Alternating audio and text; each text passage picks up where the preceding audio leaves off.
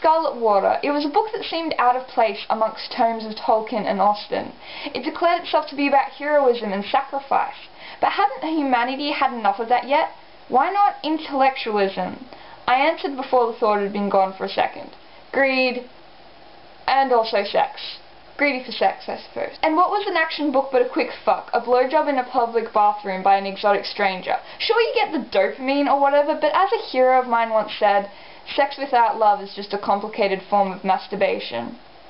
Nothing compared to the touch of a loved one, a kiss that leaves you hungry for more, late nights of penetration that goes to the soul, and this, for life. I'm just a symptom of the hormone society spurs on through television and poorly plotted books. We're edgy, they screamed like begging children. See, we're not stuck in the past, we're not prudes. Good for them. I put the book down and tried to take in the room without meeting anyone's gaze. I hadn't been invited to the library opening, but that didn't matter to me. If it came to it, I could deal with being thrown out like a Mills and Boone. At least they wouldn't be disgusted by the lack of substance. While I'd thrown on the dress as an afterthought, the prissed up, pissed off women around me were dressed to set the world aflame in passion. Outfits calculated to draw the eye from eye to breast to arse as they passed by, and force thoughts southwards as those sashaying hips stalked by. But hey! Who am I to judge a book by its cover? No one. Just some student with an affinity for innuendos. And guess what? They were right to be angry. It wasn't like being stuck, waiting for some stuck-up rich bloke to make a sappy speech. It wasn't irritating as fuck. Hell, all they wanted was a slice of that cash because they were as sick of goddamn sacrifices as I was, and like hell, they were gonna wait any longer. Thing is, that rich bloke was my ex-boss, and I'm angrier than they are. Not because of him, but the lack of books around. I brought a handbag to house poetry, and I'd likened action novels to masturbation, as well as some pretentious literary fiction, and a little yellow digger, to keep me honest. But these people? Clutch bags and empty pockets, all of them. They wanted literal fucks, and I knew I shouldn't give a fuck, but I literally couldn't help it. Surrounded by books, and bored. How on an earth, blessed with Rowling, Bradbury, and Picoult, could they not find a goddamn book to read? Bastards. Besides, the Xbox said to bring a book to donate on the invitation. All there was in the donation pile was Scarlet Water and a few Kama Sutra books. The only reason I exist is for the books, for those paper partners who accept infidelity and welcome you back all the same, taking you back to old haunts in a flight of passion, characters, stories, love, desire, and that lamplight at midnight hissing at me to get out and go to bed, because guess what?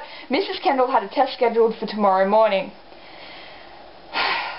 But Alexander had fired me for telling him he was a murmuring hedge-born motherfucker, and that would be absolutely fine if it weren't for the fact he just tried to kiss me and he's married to my sister. Bitch, she may be, but I'm not about to ruin what little happiness she has. She put up with me after all. I brushed a hand through hair recently washed, but feeling like straw for all that. I'm here for the books, I kept telling myself. But where's the point in deluding myself? I just want to see Claire again. Stupid older sister, fucking Al, marrying Al after taking him from me in the first place. I'm all about novels, but that was such a cliche plot I couldn't help and try and make it new.